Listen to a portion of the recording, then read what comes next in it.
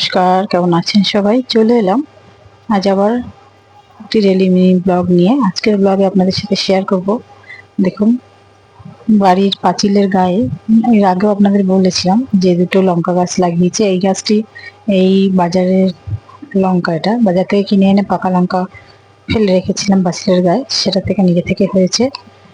আর আরেকটি লঙ্কা গাছ আছে পাশে, সেটি হচ্ছে এই দেখুন, এই যে মোটা মোটা লঙ্কা। এই লঙ্কাটা মোটা এবং একটা সুন্দর গন্ধও আছে। পাঁচিলের গায়ে বাইরের দিকে দুটি গাছ লাগিয়েছি এবং গাছে যথেষ্ট ফলন হয়েছে। আজকে কিছুটা লঙ্কা তুলেছি, কতটা তুলেছি সেটা আপনাদের সাথে শেয়ার করছি। দেখুন, দেখতেই পাচ্ছেন গাছ পাকা লঙ্কা আর মোটা সবু মিলিয়ে মোটামুটি এক বাটি লঙ্কা ভালোই তুলেছি। 150-200 লঙ্কা হবে, দেখতেই পাচ্ছেন। গাছপালা তো আমার শখ, আপনারা আগেই জানেন। আর নিজেদের গাছে হওয়া লঙ্কা, সেটা তো আরো সত্যি গরম ভাতে কাঁচা লঙ্কা দিয়ে দারুণ ব্যাপার। বাজার থেকে তো কিনে আনতেই হয়, তবে গাছের ফল বা গাছের ফলনের মজা বা আনন্দই আলাদা। এই ভিডিওটি কেমন লাগলো অবশ্যই জানাবেন, ভালো লাগলে একটু লাইক কমেন্টস করবেন, পাশে থাকবেন।